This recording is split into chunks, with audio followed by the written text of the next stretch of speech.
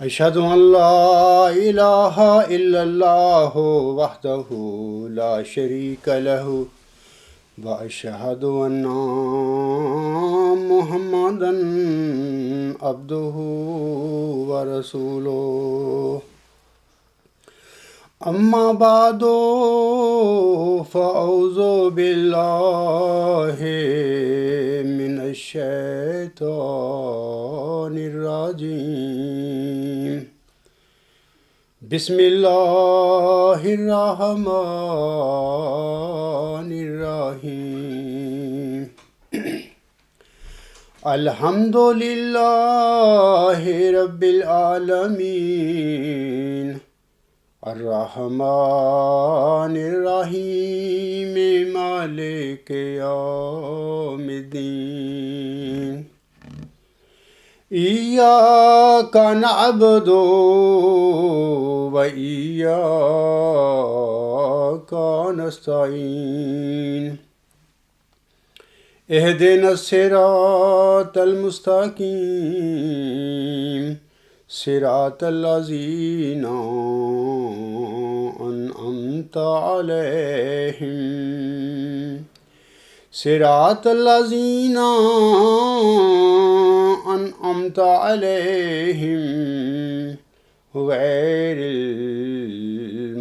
المغضوب عليهم ولا الضالين إن الذين يبايعونك إنما يبايعون الله يد الله فوق أيديهم فمن نكث فإنما ينكث على نفسه ومن أوفى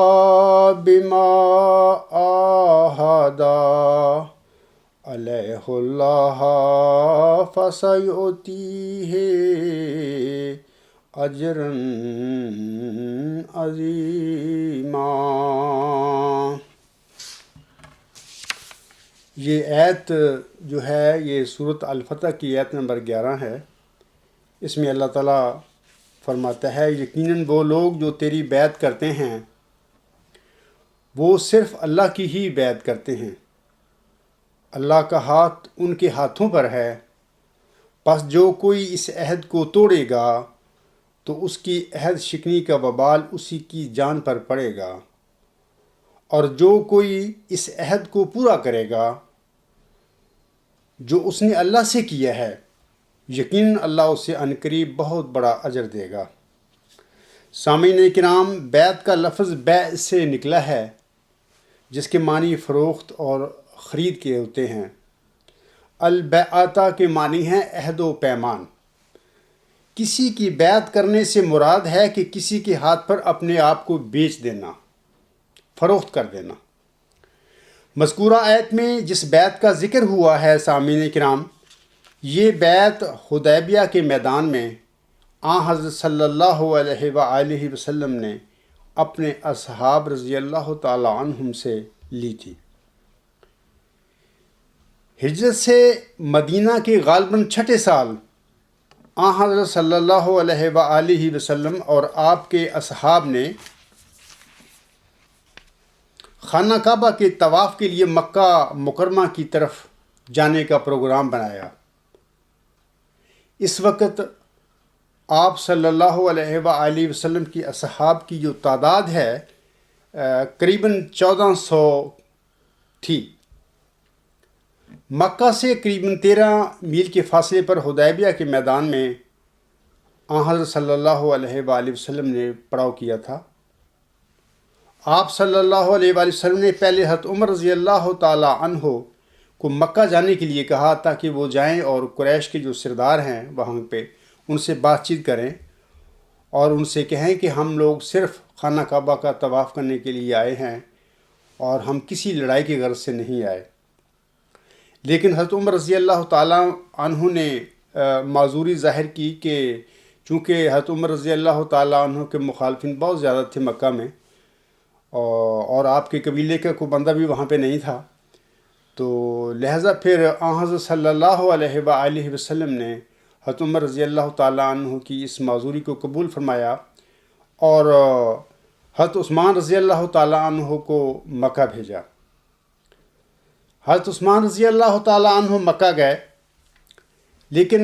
آپ رضی اللہ تعالیٰ عنہ کے شہید ہونے کی خبر پھیل گئی۔ یہ اگرچہ غلط خبر تھی لیکن یہ پھیل گئی۔ پھر حضرت صلی اللہ علیہ وآلہ وسلم نے حدیبیہ کے میدان میں ببول کے درخت کے نیچے حضرت عثمان رضی اللہ تعالیٰ عنہ کی شہادت کا بدلہ لینے کے لیے یہ بیعت لی تھی، جس کا سورۃ الفتح کی آیت نمبر 11 میں ذکر ہے۔ تبھی اس بیعت کو سامعین کرام بیعت رضوان کہا جاتا ہے، کیونکہ اسی بیعت کے حصہ میں اللہ تعالیٰ نے سورۃ الفتح کی آیت نمبر 19 میں فرمایا ہے، لَقَدْ رَضِيَ اللَّهُ عَنِ الْمُؤْمِنِينَ إِذْ يُبَايِعُونَكَ تَحْتَ الشَّجَرَةِ فَعَلِمَ مَا فِي قُلُوبِهِمْ فَأَنزَلَ السَّكِينَةَ عَلَيْهِمْ وَأَصَابَهُمْ فَتْحًا قَرِيبًا۔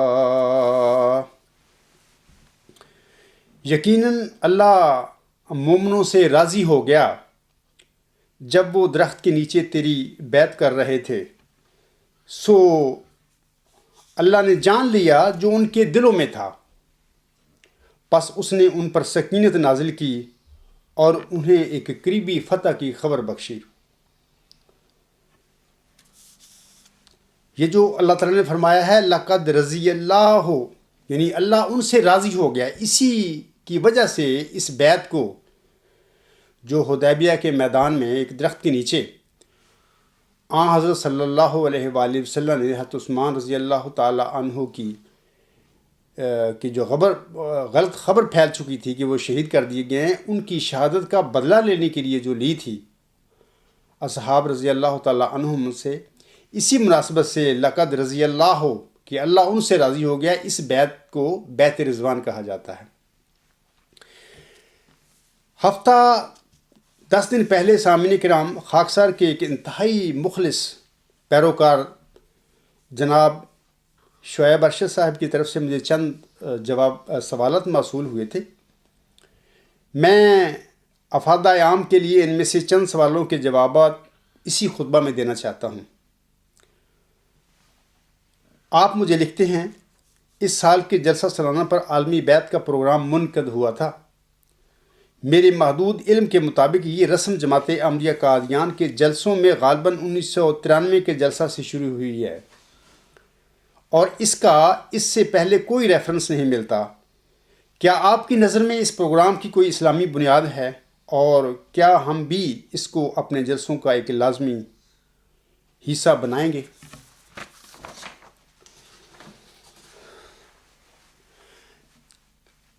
اس ضمن میں جواباً گزارش کرتا ہوں کہ جہاں تک مسلمان ہونے کا تعلق ہے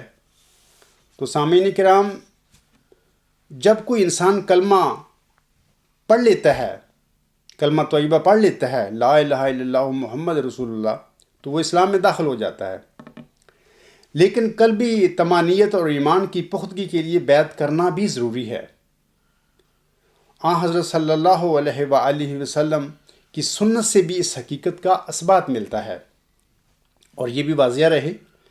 کہ آپ صلی اللہ علیہ وآلہ وسلم فردن بھی بیعت لیا کرتے تھے، اور اجتماعی طور پر بھی۔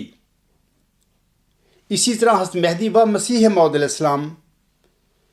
فردن بھی بیعت لیا کرتے تھے اپنے اصحاب سے، اور اجتماعی بیعت لینا بھی آپ کی سنت سے ثابت ہے۔ جہاں تک موعود مسیح عیسیٰ ابن مریم اور موعود ذکی غلام مسیح الزمان کی بیعت کا تعلق ہے، تو سامعین کرام، غلامی مسیح الزماں یا موعود مسیح عیسیٰ ابن مریم کی بیعت کوئی نئی بیعت نہیں ہے، بلکہ خاکسار کی بیعت دراصل آن حضرت صلی اللہ علیہ وآلہ وسلم اور حضرت مہدی با مسیح موعود علیہ السلام کی بیعت کی ہی تجدید ہے۔ اور جس طرح آن حضرت صلی اللہ علیہ وآلہ وسلم اور حضرت مہدی با مسیح موعود علیہ السلام کے مبارک ہاتھوں پر بیعت کرنا بیعت کنندگان کے لیے نہ صرف قلبی طمانینت اور ایمان کی پختگی کا موجب ہوتا تھا، بلکہ ان کے لیے ایک بہت بڑا اعزاز بھی تھا، جیسا کہ اللہ تعالیٰ فرماتا ہے، جیسا کہ میں نے ابھی پڑھا ہے سورۃ الفتح کی جو آیت نمبر 19 میں، لَقَدْ رَضِيَ اللَّهُ عَنِ الْمُؤْمِنِينَ يُبَايِعُونَكَ تَحْتَ الشَّجَرَةِ فَعَلِمَ مَا فِي قُلُوبِهِمْ فَأَنزَلَ السَّكِينَةَ عَلَيْهِمْ وَأَصَابَهُمْ فَتْحًا قَرِيبًا، یعنی یقیناً اللہ مومنوں سے راضی ہو گیا جب وہ درخت کے نیچے تیری بیعت کر رہے تھے، سو اس نے جان لیا جو ان کے دلوں میں تھا، پس اس نے ان پر سکینت نازل کی اور انہیں ایک قریبی فتح کی خبر بخشی۔ اب میں عزیزم شعیب ارشد صاحب کے سوال کے سلسلے میں اجمالاً عرض کرتا ہوں کہ آپ کی یہ بات تو درست ہے کہ ہمیں کسی کی نقل کے طور پر اس قسم کی اجتماعی بیعت کے پروگراموں کو اپنے جلسوں کا حصہ نہیں بنانا چاہیے، لیکن اگر کسی وقت اور کبھی کبھار کسی جلسہ سلانے کے موقع پر اجتماعی بیعت کا پروگرام ترتیب بھی دے لیا جائے تو میں سمجھتا ہوں اس میں کوئی قباحت بھی نہیں ہے۔ قادیانی گروپ جماعت احمدیہ کا ایک مین سٹریم گروپ ہے اور ہم اپنی جماعت احمدیہ اصلاح پسند کا اس سے کوئی مقابلہ نہیں کر سکتے، اور نہ ہی ہمیں کوئی ایسا تقابل کرنا چاہیے۔ اس کی وجہ یہ ہے کہ جماعت احمدیہ قادیان کے خاندانی خلیفوں نے 1914 میں ایک بنی بنائی اور ایک فدائی قسم کی جماعت پر، حضور علیہ السلام کی ایک فدائی قسم کی جماعت پر قبضہ کیا تھا، جس کے اس وقت یعنی 1914 میں بھی لاکھوں ممبران تھے، اور وہ ہر وقت اپنی جان مال اور عزت جماعت کے لیے قربان کرنے کے لیے تیار رہتے تھے۔ اب ایک صدی بعد تو جماعت احمدیہ قادیان کی تعداد بڑھ چکی ہے اور یہ جماعت اپنے ہر شعبے میں خود کفیل بھی ہے۔ اس قسم کی منظم اور مستحکم جماعتوں کا ہر سال مبالغہ کے ساتھ عالمی بیعتوں کے پروگرام منعقد کرنے میں متقی اور صاحب انسانوں کو یقیناً ایک دکھاوا، ایک بناوٹ اور ایک بدعت کا تاثر ملتا ہے۔ قادیانی جماعت کے برخلاف سامعین کرام، جماعت احمدیہ اصلاح پسند کو قائم ہوئے ابھی جمعہ 8 دن ہوئے ہیں۔ وہ ابھی اپنی تخم ریزی کے مراحل سے گزر رہی ہے، ایسے ہی جیسے آن حضرت صلی اللہ علیہ وآلہ وسلم کے مکی دور میں اسلام کا پودا اپنی تخم ریزی کے مراحل سے گزر رہا تھا۔ لہٰذا بوقت ضرورت جماعت احمدیہ اصلاح پسند کے کسی جلسہ سالانہ کے موقع پر اگر انتظامیہ نے اجتماعی بیعت کا پروگرام ترتیب دیا ہے تو ہمارے اس ایک شاذ پروگرام کو جماعت احمدیہ قادیان کے ہر سال کے عالمی بیعت کے ڈرامے سے تشبیہ دینا ہرگز درست نہیں ہے۔ بلا شبہ جماعت احمدیہ قادیان لوگوں کو متاثر کرنے کے لیے عالمی بیعت کا ڈرامہ رچاتی ہے، لیکن ہم نے مثال جلسہ سالانہ جرمنی 2013 کے موقع پر اجتماعی بیعت کا پروگرام اگر ترتیب دیا تھا تو یقیناً اس کی ایک معقول اور ٹھوس وجہ تھی۔ یہ وجہ کیا تھی؟ اس ضمن میں گزارش ہے کہ جماعت احمدیہ اصلاح پسند کینیڈا کی ایک فیملی پہلی دفعہ جلسہ سالانہ میں شمولیت کے لیے تشریف لائی تھی۔ وہ جلسہ سالانہ سے ایک دن پہلے یعنی مورخہ 15 اگست 2013 کو سیدھے خاکسار کے گھر پہنچے تھے۔ اگرچہ انہوں نے 2 سال قبل تحریری طور پر بیعت کر لی تھی، لیکن پھر بھی انہوں نے 15 اگست کے دن اس عاجز سے دستی بیعت کرنے کی درخواست کی تھی۔ میں نے عزیزم کی درخواست کے جواب میں انہیں کہا تھا کہ آپ کو انشاءاللہ تعالی دستی بیعت کا موقع ضرور دیا جائے گا۔ اب انہیں دستی بیعت کا موقع جلسہ سالانے کے ایام میں ہی دیا جانا تھا، کیونکہ مرخہ 19 اگست بروز سوموار انہوں نے الصبا واپس چلے جانا تھا۔ جلسہ سالانہ کے موقع پر خاکسار کی مصروفیت کا یہ حال تھا کہ میں دستی بیعت کے لیے خاص طور پر نہ انہیں اپنے گھر بلا سکتا تھا اور نہ ہی اس مقصد کے لیے ان کی رہائش گاہ پر جا سکتا تھا، کیونکہ وقت بہت کم تھا میرے لیے۔ لہٰذا ان کی درخواست اور ان کی اس خواہش کو پورا کرنے کے لیے جلسہ سالانہ کی انتظامیہ نے اس عاجز کے مشورہ کے ساتھ جلسہ سالانہ کے موقع پر اجتماعی بیعت کا یہ پروگرام ترتیب دیا تھا۔ اور پھر اس پروگرام کا مزید فائدہ یہ بھی ہوا کہ بہت سارے ایسے لوگ بھی اس بیعت میں شامل ہو گئے جنہوں نے ابھی تک تحریری بیعت نہیں کی ہوئی تھی۔ یہ بات درست ہے کہ ہمیں کسی کی نقل کے طور پر ہر سال اجتماعی بیعت کی روایت نہیں ڈالنی چاہیے، اور انشاءاللہ تعالیٰ ایسا ہی ہوگا۔ لیکن بعض اوقات کسی ایک ممبر یا زیادہ ممبران جماعت کی تالیف قلب اور دلجوئی کے لیے اگر کبھی کبھار کسی جلسہ سالانہ کے موقع پر اجتماعی بیعت کا پروگرام ترتیب دے بھی لیا جائے تو میرے خیال میں اس میں کوئی حرج کی بات نہیں ہے۔ عزیزم کا دوسرا سوال یہ ہے، وہ لکھتے ہیں، میں آپ کا بہت مشکور ہوں کہ آپ نے اس سال کے جلسہ سالانہ کے دوران وقت نکال کر مواحد اور مبشر کی آمین اور بسم اللہ کا پروگرام بھی منعقد فرمایا۔ اس پروگرام سے دونوں بچے بہت خوش ہیں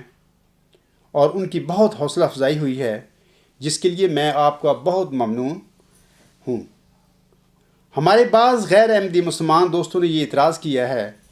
کہ یہ ایک رسم ہے، ہم آپ سے اس سلسلہ میں رہنمائی چاہتے ہیں۔ عزیزم، اس سلسلے میں جو آمین ہے یا بسم اللہ ہے، اس سلسلے میں گزارش کرتا ہوں کہ رسمیں دو قسم کی ہوتی ہیں۔ کچھ رسمیں نیک ہوتی ہیں اور کچھ رسمیں دنیا داری اور دکھاوے کے لیے ہوتی ہیں۔ نیک رسموں کو منعقد کرنے کا مقصد یہ ہوتا ہے کہ نیکی کا تاثر پھیلے اور دوسرے لوگوں کی بھی ایسے کار خیر کی طرف توجہ مبذول ہو، اور ان میں بھی اس قسم کے نیک کاموں میں مسابقت کے جذبات پیدا ہو جائیں، جیسا کہ اللہ تعالیٰ کی راہ میں خرچ کرنے کے سلسلے میں ارشاد باری تعالیٰ ہے، الذین ينفقون اموالهم باللیل والنہار سرا وعلانیۃ فلہم اجرہم عند ربہم ولا خوف علیہم ولا ہم یحزنون۔ یہ سورۃ البقرہ کی آیت نمبر 275 ہے۔ اس میں اللہ تعالیٰ فرماتا ہے، وہ لوگ جو دن اور رات اور پوشیدہ اور اعلانیہ اللہ تعالیٰ کی راہ میں اپنے مال خرچ کرتے ہیں، ان کے لیے ان کے رب کے پاس اس کا اجر ہے، اور ان پر نہ کوئی خوف ہوگا اور نہ ہی وہ غمگین ہوں گے۔ اس آیت میں اللہ تعالیٰ نے فرمایا ہے کہ وہ اعلانیہ بھی خرچ کرتے ہیں اور پوشیدہ بھی خرچ کرتے ہیں۔ مقصد یہ ہے کہ پوشیدہ تقویٰ کے لیے کرتے ہیں کہ ہمارے خرچ کرنے سے کوئی دکھاوا نہ ہو، اللہ تعالیٰ ہمارا خرچ کرنا پوشیدہ طور پر قبول فرمائے، اور اعلانیہ بھی خرچ کرتے ہیں، اور یہ اعلانیہ بھی اللہ کو پسند ہے، کیونکہ اعلانیہ خرچ کرنے میں دوسرے لوگوں کو اس نیک کام کی طرف، یعنی اللہ تعالیٰ کی راہ میں اپنے مالوں کو خرچ کرنے کی ان کو بھی ایک جذبہ پیدا ہوتا ہے ان میں بھی، اور اس طرح وہ بھی اس نیک کام میں شریک ہوتے ہیں اور اللہ کی راہ میں خرچ کرتے ہیں۔ لہٰذا اللہ تعالیٰ کی راہ میں پوشیدہ طور پہ خرچ کرنا بہت اللہ کو پسند ہے، اور اعلانیہ خرچ کرنا بھی اللہ کو پسند ہے۔ اس لحاظ سے سامعین کرام، میں سمجھتا ہوں کہ کسی جلسہ سالانہ کے موقع پر بچوں کی آمین اور بسم اللہ کا پروگرام منعقد کرنا بہت اچھا اور نیک کام ہے۔ جن بچوں کی آمین اور بسم اللہ ہو رہی ہوتی ہے، ان کی بھی حوصلہ افزائی ہو جاتی ہے، اور دوسرے بچوں کے والدین کی بھی ایسے نیک کاموں کے سلسلہ میں اپنے بچوں کی طرف توجہ مبذول ہو جاتی ہے۔ لہذا اس سلسلہ میں عزیزم، اگر آپ کے غیر احمدی دوستوں کا اعتراض ہوا ہے آپ پر، تو یہ اعتراض بالکل غلط ہے، درست نہیں ہے یہ اعتراض۔ رسموں کی دوسری قسم جو ہے وہ دنیا داری اور دکھاوے کے لیے ہوتی ہے،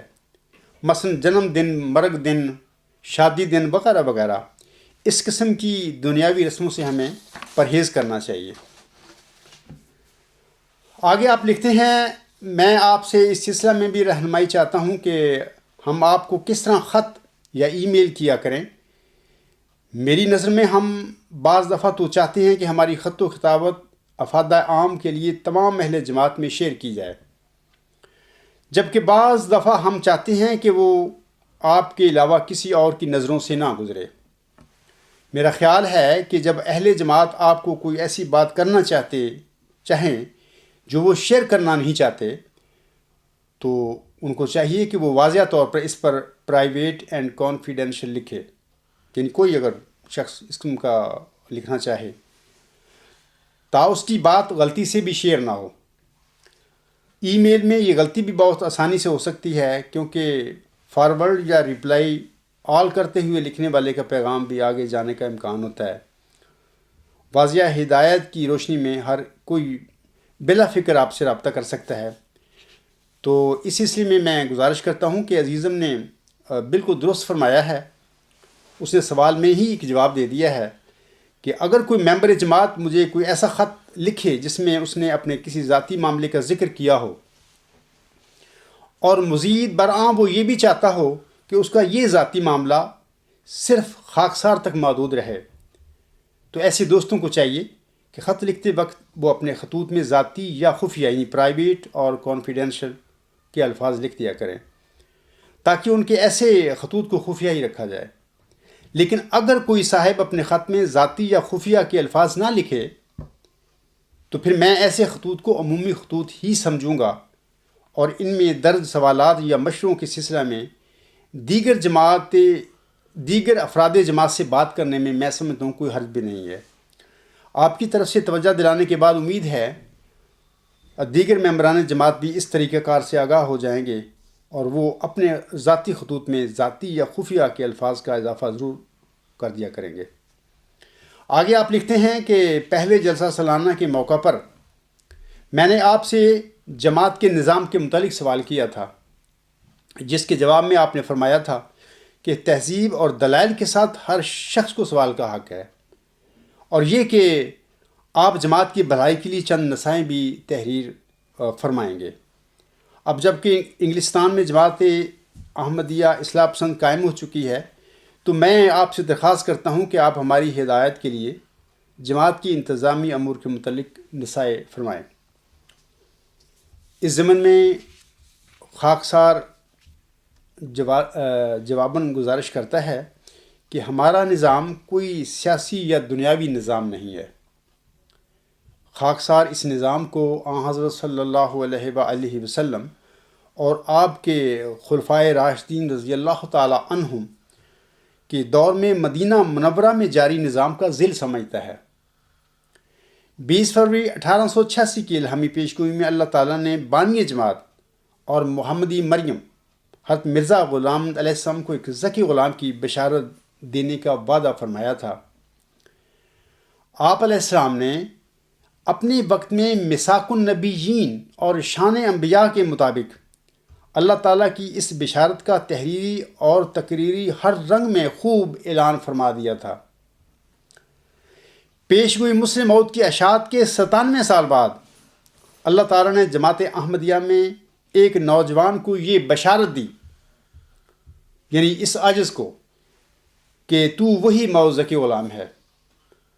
جس کی میں نے اپنے برگزیدہ بندے حضرت مرزا غلام علیہ السلام کو ہوشیار پور میں چلہ کے دوران بشارت بخشی تھی۔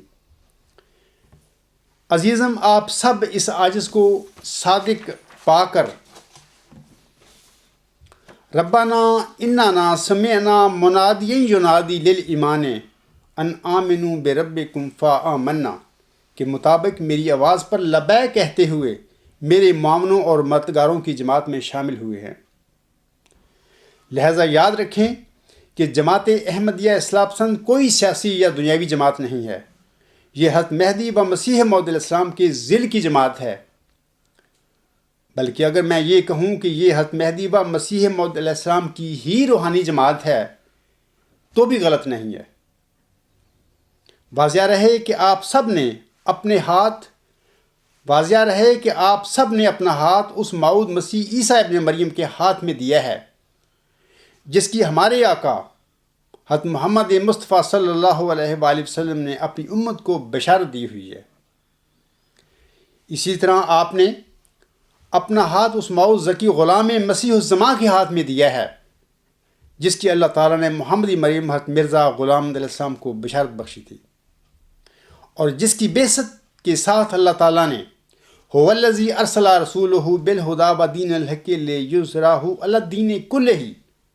کے مطابق دین اسلام کی فتح اور غلبے کا وعدہ فرمایا ہوا ہے۔ یہ بھی واضح رہے کہ جن لوگوں نے حضرت صلی اللہ علیہ وآلہ وسلم کا مبارک زمانہ پایا اور آپ صلی اللہ علیہ وآلہ وسلم کو دیکھا اور آپ کے اصحاب ہونے کا اعزاز پایا تھا، یہ بہت مبارک اور خوش نصیب وجود تھے۔ اسی طرح جن لوگوں نے حضرت مہدی و مسیح موعود السلام کا مبارک زمانہ پایا اور آپ علیہ السلام کو دیکھا اور آپ کے اصحاب ہونے کا اعزاز پایا تھا، یہ وجود بھی بہت مبارک اور خوش نصیب وجود تھے۔ اسی طرح آج جن لوگوں کو حضرت صلی اللہ علیہ وآلہ وسلم کی بشارت کے مطابق موعود مسیح عیسیٰ ابن مریم اور محمدی مریم کے موعود ذکی غلام مسیح الزماں کا مبارک زمانہ نصیب ہوا ہے، وہ بھی کچھ کم مبارک اور کچھ کم نصیب نہیں ہیں۔ یہ بھی یاد رکھیں کہ دین اسلام کی فتح اور غلبے کا مقصد ہم سب کے پیش نظر ہے۔ اللہ تعالیٰ کی رضا اور غلبہ اسلام کے اس عظیم مقصد کے حصول کے لیے ہماری جانیں، ہمارے مال، ہماری عزتیں اور ہمارا وقت سب کچھ قربان ہے، اور ہم اللہ تعالیٰ سے دعا گو ہیں کہ وہ ہم سب کی یہ قربانی کو قبول فرمائے، آمین۔ اس حقیقت کو بھی کبھی نہ بھولیں کہ جنہیں اللہ تعالیٰ سید بنایا کرتا ہے دراصل وہ قوم کے خادم ہوتے ہیں۔ خاکسار بھی اور اس عاجز کے مقرر کردہ عہدیدار بھی سب افراد جماعت احمدیہ اصلاح پسند کے خادم ہیں، بلکہ وہ سب دنیا کے خادم ہیں، اور خاکسار اور اس عاجز کے مقرر کردہ عہدیداروں کی اطاعت اب سب پر فرض ہے، اور امید ہے آپ سب اس میں کوئی کوتاہی نہیں کریں گے۔ میں اپنے سب عہدیداروں کو بھی نصیحت کرتا ہوں کہ وہ اپنے آپ کو حاکم کی بجائے خادم ہی سمجھیں، اور حقوق اللہ کی ادائیگی کے ساتھ ساتھ وہ جماعتی امور اور معاملات میں ہر آن تقوی، انصاف اور خدمت کو مد نظر رکھیں۔ ان کی نظر میں اپنے پرائے کی کوئی تمیز نہیں ہونی چاہیے۔ سب ممبران جماعت ان کی نظر میں مساوی ہونے چاہیے۔ ہر ملک کے امیر کو چاہیے کہ وہ اس عاجز کے مشورہ کے ساتھ اپنی جماعت کے امور چلائے، لیکن اگر کسی ملک میں کسی ممبر جماعت کو اپنے امیر یا اپنے کسی عہدیدار سے کوئی شکوہ یا شکایت ہو تو وہ اس عاجز کو خط لکھے اور ساتھ ہی متعلقہ امیر یا عہدیدار کو بھی اس خط کی نقل ارسال کر دے۔ اس طرح کسی بھی ممبر جماعت کی جائز شکایت کا انشاءاللہ تعالی انصاف کے ساتھ ازالہ ہو جائے گا۔ آگے آپ لکھتے ہیں اپنے خط میں، اسی طرح میری مقصود بھائی سے بھی ملاقات کے دوران اس بات پر بحث ہوئی تھی کہ جرمنی کے بعد انگلستان میں بھی جلسہ سالانہ کے اہتمام کی اہمیت کیوں کر ہے، تاہم ہماری قیاس کی بجائے اگر آپ اس پر بھی ہماری رہنمائی فرما کر ہماری سمت صحیح جانب متعین کر دیں۔ میں یہاں یہ وضاحت کرنا چاہتا ہوں کہ گو جلسہ کے پروگرام کو لے کر ہم بہت خوش ہیں، تاہم ہمیں ایک سوال یہ بھی ہے کہ اس جلسہ کا اصل مقصد کیا ہے، اور یہ کہ اگر سال میں ایک جلسہ انگلستان میں ہوتا ہے، اس کا اثر جرمنی کے جلسہ کی حاضری پر کیا پڑے گا؟ جواباً عرض ہے کہ جلسہ انگلستان کے سلسلے میں گزارش ہے کہ اجلاسوں اور اجتماعوں کی اصل غرض و غایت یہ ہوا کرتی ہے کہ اپنی تبلیغی کاوشوں اور دعوت الی الحق کو وسعت دی جائے، اور ایسے حالات پیدا کرنے کی کوشش کی جائے جس سے متنازع پیشگوئی مسلم موت کے تصفیہ کی کوئی صورت پیدا ہو جائے۔ جماعت احمدیہ اصلاح پسند جرمنی کے جلسہ سالانہ 2011 کے موقع پر افراد جماعت انگلستان نے برطانیہ میں جلسہ یا اجتماع منعقد کرنے کی خواہش کا اظہار فرمایا تھا، لیکن باوجود اس تجویز پر عمل درآمد نہ ہو سکا۔ امسال پھر احباب جماعت احمدیہ اصلاح پسند انگلستان کی طرف سے اپنے ہاں جلسہ سالانہ منعقد کرنے کی تجویز مجھ تک پہنچی ہے۔ خاکسار نے قادیانی جماعت کے رویے اور اپنی جماعت کی موجودہ صورتحال کے پیش نظر اس تجویز کو مثبت اور مفید پایا ہے۔ واضح رہے کہ خاکسار نے اپریل 1993 کے آغاز میں اپنا ماؤ ذکی غلام مسیح الزماں ہونے کا دعویٰ قادیانی جماعت کے چوتھے خلیفے جناب مرزا طاہر احمد صاحب کے آگے رکھا تھا، لیکن انہوں نے پیشگوئی مسلم موت کے تنازع کے سلسلے میں کسی حل کی بجائے راہ فرار اختیار کر کے اپنی ذمہ داری سے پہلو تہی کی تھی۔ خاکسار کے دعویٰ ماؤ ذکی غلام مسیح الزماں یا مسلم موت کو افراد جماعت سے چھپا کر در پردہ انہوں نے اپنی خاندانی مذہبی جاگیر کی حفاظت کے لیے اپنے کسی خاندانی جانشین کے لیے راہ ہموار کرنا شروع کر دیا تھا، اور پھر جناب مرزا طاہر احمد صاحب کی وفات پر حسب طریقہ کار جناب مرزا مسرور احمد صاحب کو بطور خلیفہ خامس خاندانی گدی پر بٹھا دیا گیا۔ عرصہ 10 سال سے جماعت احمدیہ میں بذریعہ الغلام.com خاکسار کے دعویٰ کا اعلان عام ہو چکا ہے اور اس کی خوب تشہیر بھی ہو چکی ہے۔ میں قادیانی خلفاء اور علماء پر ہر لحاظ سے ان کے گمراہ ہونے کی اتمام حجت کر چکا ہوں، لیکن اس کے باوجود یہ مذہبی دکاندار پیشگوئی مسلم موت کے تنازع کے سلسلے میں جماعت احمدیہ اصلاح پسند کے ساتھ بات چیت کر کے کسی تصفیہ کے لیے تیار نہیں ہیں۔ میرا عرض کرنے کا مقصد یہ ہے کہ خلیفہ ثانی صاحب کی دعویٰ مسلم موت کے جھوٹے ثابت ہونے کے باوجود ابھی تک قادیانی جماعت نہ خلیفہ ثانی کے جھوٹے دعویٰ مسلم موت سے تائب ہونے کے لیے تیار ہے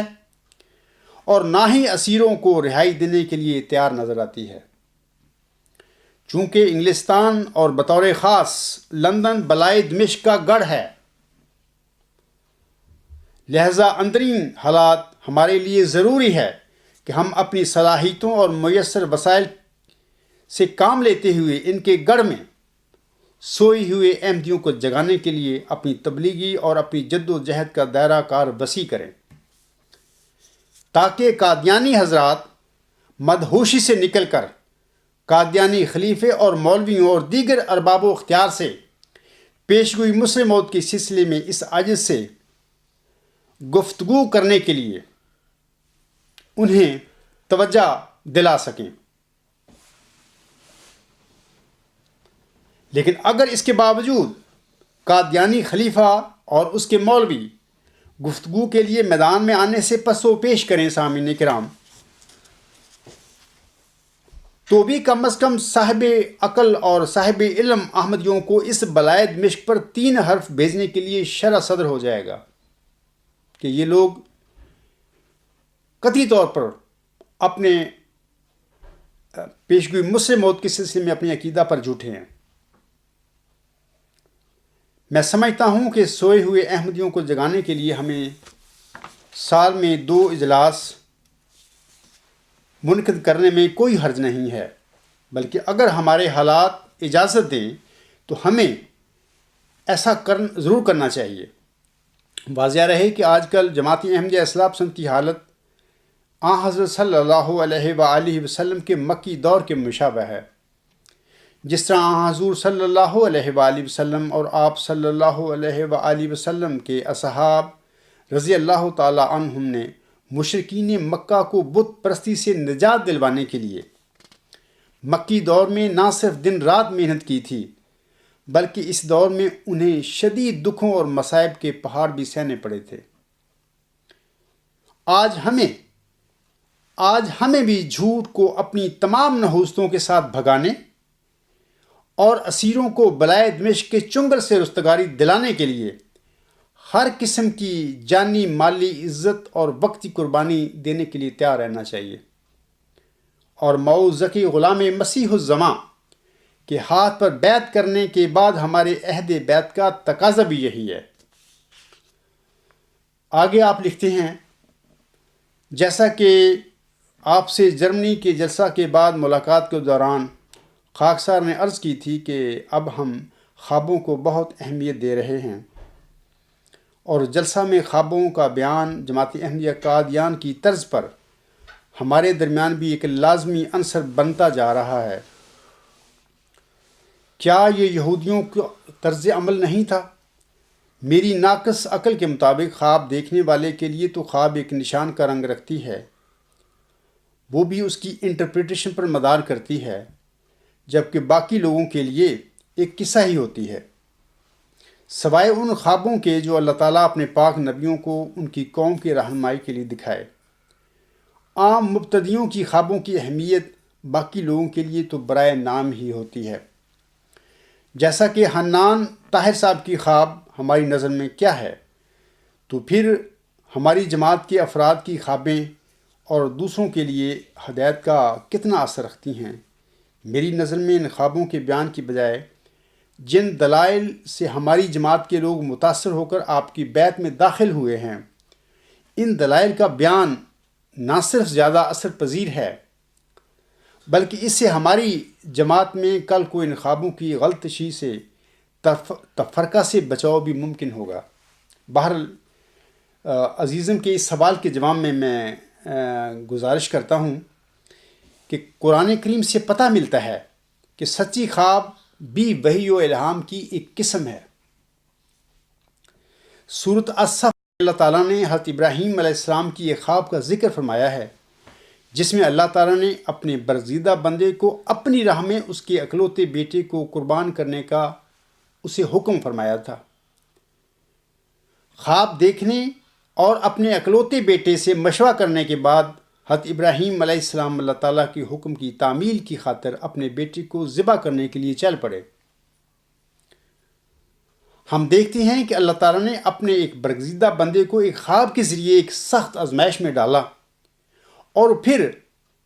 آزمائش میں کامیابی پر اللہ تعالیٰ نے اپنے برگزیدہ بندے کو نہ صرف امام بلکہ ابو الانبیاء بنا دیا تھا۔ اسی طرح اللہ تعالیٰ نے آپ علیہ السلام کے ایک پڑپوتے حضرت یوسف علیہ السلام کو بھی بچپن میں ایک خواب دکھا کر اسے بزرگ بنائے جانے کی بشارت بخشی تھی۔ قرآن کریم میں حضرت یوسف علیہ السلام کی ایک خواب کا ذکر ہے، جبکہ بائبل میں اور اولڈ ٹیسٹامنٹ میں اس کی 2 خوابوں کا ذکر ملتا ہے۔ بعد ازاں جب یہ یوسف بھائیوں کے اناد اور اپنے ایمان کی حفاظت کرتے ہوئے جیل کی سلاخوں کے پیچھے چلا گیا، تو پھر بزرگ و برتر رب نے ایک خواب کے ذریعے ہی اسے نہ صرف جیل سے رہائی بخشی، بلکہ ملک مصر میں ایک مقتدر عہدے پر بھی فائز کر دیا۔ ان سب آزمائشوں اور عظمتوں کے پیچھے اللہ تعالیٰ کی دکھائی گئی سچی خوابیں ہی کار فرما تھیں۔ اور یہ بھی واضح رہے کہ خوابوں کے معاملہ میں اللہ تعالیٰ نبیوں اور غیر نبیوں یا نیکوں اور بدوں کی تفریق نہیں کیا کرتا۔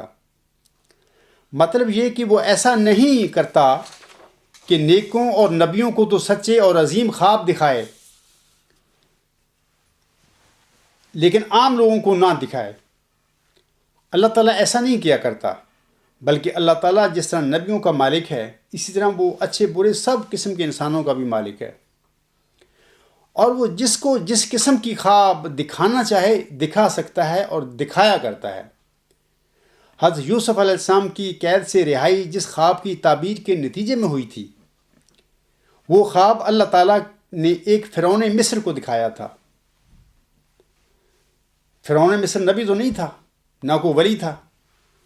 اسی طرح حضرت مجدد الفسانی رحمہ اللہ تعالیٰ کی جیل سے رہائی بھی ایک خواب کے نتیجے میں ہوئی تھی۔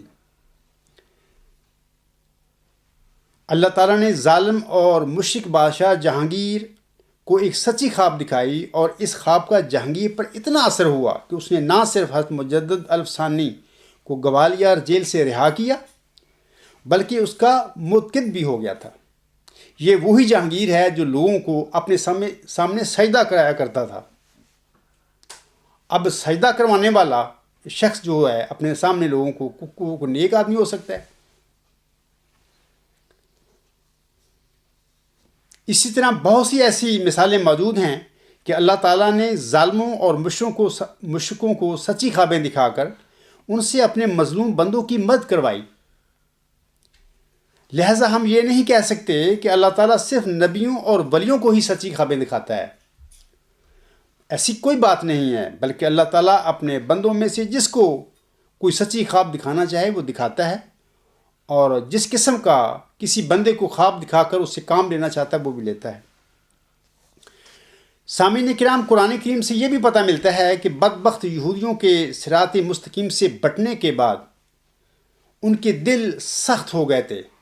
جیسے اللہ تعالیٰ فرماتا ہے ثم قست قلوبکم، یعنی ان کے دل سخت ہو گئے تھے، اور وہ اپنے نبیوں کو یا تو اذیتیں دیا کرتے تھے اور یا پھر جلا وطن کر دیا کرتے تھے، اور پھر انہیں قتل بھی کر دیا کرتے تھے، جیسا اللہ فرماتا ہے وَيَقْتُلُونَ النَّبِيِّينَ بِغَيْرِ الْحَقِّ، یعنی وہ نبیوں کو ناجائز ظلم کرتے ہوئے قتل کیا کرتے تھے۔ اور یہ بھی واضح رہے کہ حضرت موسیٰ علیہ السلام کی گدی پر استحقاق جمانے کے لیے یہ نفسانی خوابوں کا سہارا بھی لیا کرتے تھے۔ اس زمانے کے حضرت عیسیٰ علیہ السلام کے ارد گرد کی باتیں ہیں یہ، جو اس وقت کے جو ان کے یہودی خلیفے وغیرہ تھے یا مولوی پنڈت تھے یا فقی تھے یا جو بھی تھے۔ یہ بات درست ہے کہ بعض قوموں نے پہلے بھی اپنی قوموں کو گمراہ کرنے کے لیے خوابوں کا غلط استعمال کیا تھا، اور یہی کچھ اب قادیانی جماعت میں بھی ہو رہا ہے۔ خلیفہ ثانی صاحب کو ایک خواب کے نتیجہ میں جھوٹا دعویٰ مسلم عہد کر کے نہ صرف خود گمراہ ہوئے بلکہ اس نے ساری جماعت احمدیہ کو بھی گمراہ کیا۔ احمدی خلافت راشدہ کی صف لپیٹ کر اسے خاندانی خلافت یا ملوکیت میں بدلا گیا۔ اب قادیانی خلفاء اور علماء اس بلائے دمشق کو خلافت حقہ بنانے اور ثابت کرنے کے لیے خوابوں کا خوب پرچار کرتے رہتے ہیں اپنے اجتماعوں اور اپنے جلسوں میں۔ لیکن یہ واضح رہے کہ جو کوئی اپنے مذموم مقاصد کے لیے کوئی جھوٹی خواب اپنے پاس سے بناتا ہے تو وہ اپنے جھوٹ کا نہ صرف خود ذمہ دار ہوتا ہے بلکہ وہ اپنے جھوٹ کی سزا بھی پاتا ہے، جیسے جناب خلیفہ ثانی صاحب نے اس دنیا میں پائی۔ لیکن اس کے باوجود ہم خوابوں کی اہمیت کا انکار نہیں کر سکتے۔ اسلام میں سچی خواب اور اس کی تعبیر کو بڑی اہمیت حاصل ہے۔ اللہ تعالیٰ بہت ساری غیب کی باتیں رویا ساحلیہ یا سچی خوابوں کے ذریعے اپنے بندوں پر آشکار فرماتا ہے۔ جب کبھی دنیا میں اللہ تعالیٰ کا کوئی مرسل مبعوث ہوتا ہے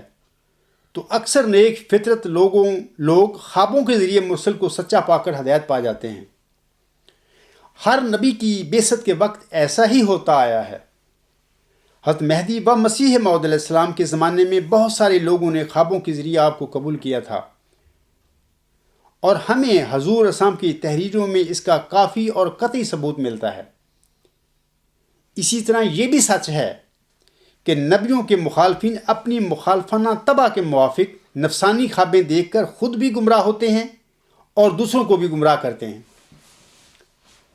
حضرت مرزا صاحب علیہ السلام کے حوالہ سے ہمیں آپ کے مخالفین کی بہت ساری ایسی نفسانی خوابوں کی مثالیں بھی ملتی ہیں۔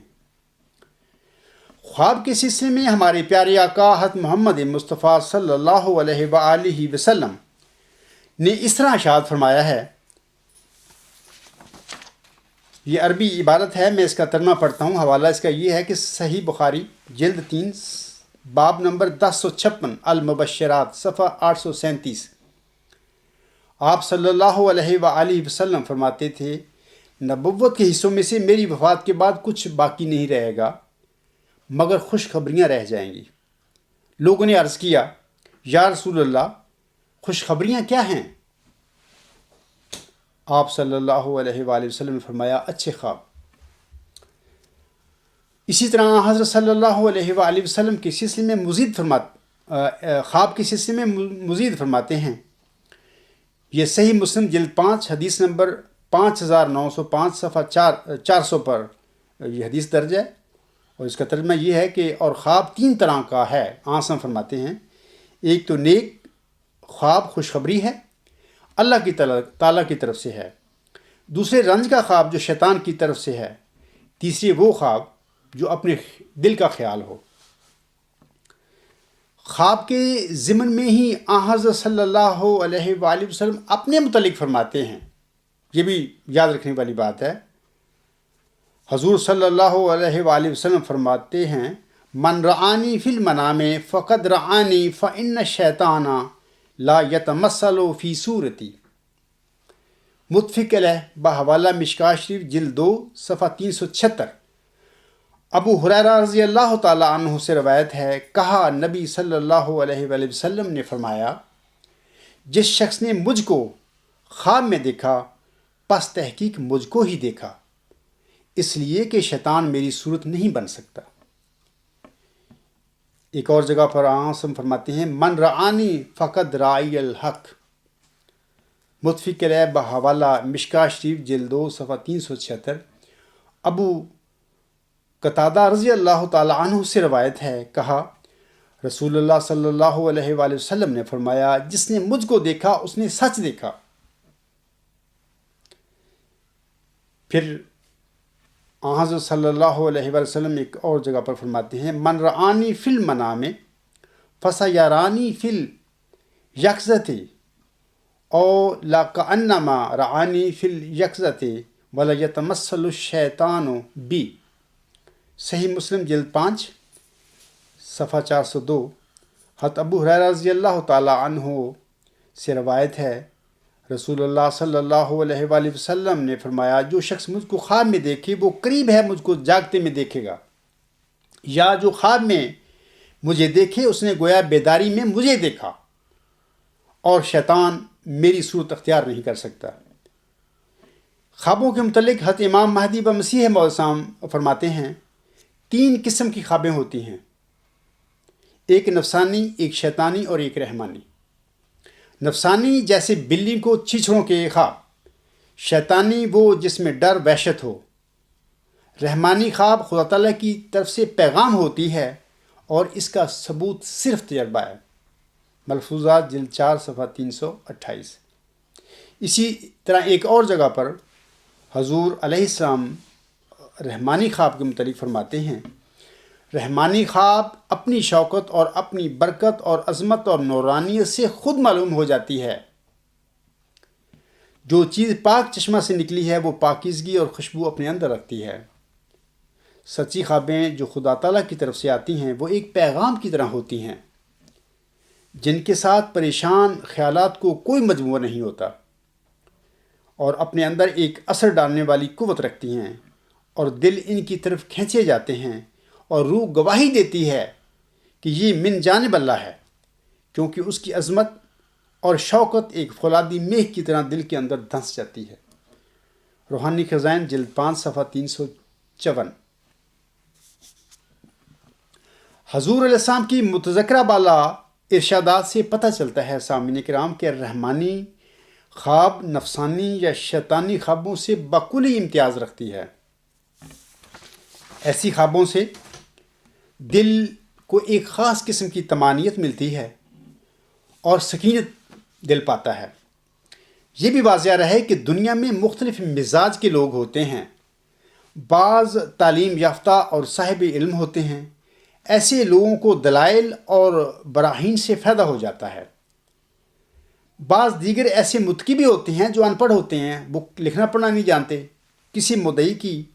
جو دلائل ہیں وہ پڑھ ہی نہیں سکتے. ایسے لوگ چونکہ تحقیق اور غور و فکر تو نہیں کر سکتے، لہٰذا اکثر اوقات سچی خوابیں ایسے لوگوں کی ہدایت کا موجب بن جایا کرتی ہیں. بعض لوگ نشانوں کے طلبگار ہوتے ہیں وغیرہ وغیرہ. مختلف مزاج ہیں لوگوں کے، اس کے مطابق وہ مدعی سے مطالبے کرتے ہیں، سوال کرتے ہیں. لہٰذا اللہ تعالیٰ لوگوں کی ہدایت اور اپنے ماموروں کی قبولیت عام کے لیے مختلف مزاج کے لوگوں کے لیے ہدایت کے بھی مختلف سامان فراہم کر دیتا ہے۔ اب اگر ایسا ہو کہ جماعت احمدیہ میں وقت سے پہلے ہی حضرت مہدی و مسیح موعود علیہ السلام کے ایک لڑکے نے جھوٹا دعویٰ کر کے 20 فروری 1886 کی الہامی پیشگوئی پر قبضہ کر کے احمدیوں کی امیدوں کو ختم کر دیا ہو، مزید برآں احمدیوں کو اخراج اور مقاطعہ کی سزاؤں سے ڈرا دھمکا کر نہ صرف اپنے جھوٹے اور بے بنیاد دعوے کو منوایا گیا ہو، بلکہ ایک غیر اسلامی اور ایک جبری نظام کے ساتھ انہیں اسیر بھی بنا لیا گیا ہو۔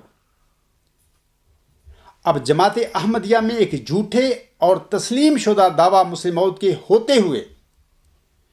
اگر کسی اور وجود نے براہین قاطعہ کے ساتھ حضرت صلی اللہ علیہ وآلہ وسلم کی مسیح عیسیٰ ابن مریم کی پیشگوئی کے مطابق موعود مسیح عیسیٰ ابن مریم ہونے اور محمدی مریم حضرت مرزا غلام علیہ السلام کی 20 فروری 1886 کی الہامی پیشگوئی کے مطابق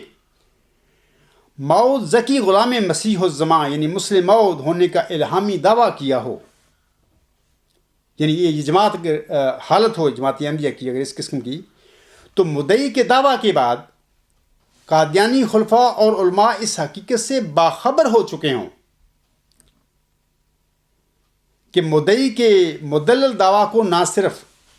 جھٹلایا نہیں جا سکتا بلکہ اس کے پیش کردہ دلائل کے آگے جناب خلیفہ ثانی صاحب کے دعوے کو سچا بھی ثابت نہیں کیا جا سکتا۔ مزید برآں قادیانی جماعت مدعی کے دعوے پر غور و فکر کرنے کی بجائے طاقت کے ساتھ جماعت احمدیہ سے اس کا اور اس کے پیروکاروں کا اخراج اور مقاطعہ بھی کر کے بیٹھی ہو، تو پھر ایسی مظلوم حالت میں اگر حضرت صلی اللہ علیہ وآلہ وسلم اور حضرت مہدی و مسیح موعود علیہ السلام مدعی کے پیروکاروں کی خوابوں میں آ کر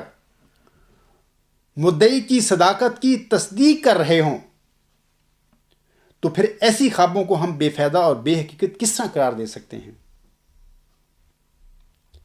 بلکہ ہر سخن وقت و ہر نقطہ مقام دارد کے مطابق ایسی خوابیں نہ صرف برمحل ہوں گی بلکہ جتنی زیادہ تعداد میں لوگ ایسی خوابیں دیکھیں گے اور جتنے زیادہ لوگوں تک انہیں بیان کیا جائے گا اتنا ہی زیادہ متقی لوگوں کو ان سے فائدہ اور ہدایت نصیب ہوگی۔ میں اسی پر اپنے خطبہ کا اختتام کرتا ہوں۔ اللہ تعالی ہم سب کو اپنی ذمہ داریاں بطریق احسن نبھانے کی توفیق بخشے، اور جب ہماری اس دنیا سے اللہ تعالیٰ کی طرف واپسی ہو تو ہمارے کان اللہ تعالیٰ کی یہ آواز سنیں، یا ایتھا النفس المطمئنہ ترجعی الی ربک راضیۃ مرضیہ فادخلی فی عبادی وادخلی جنتی۔ اے نفس مطمئنہ، اپنے رب کی طرف لوٹ آ، تو اس سے راضی، وہ تجھ سے راضی، سو میرے بندوں میں داخل ہو جا اور میری جنت میں داخل ہو جا۔ وما علینا الا البلاغ وآخر دعوانا ان الحمد للہ رب العالمین۔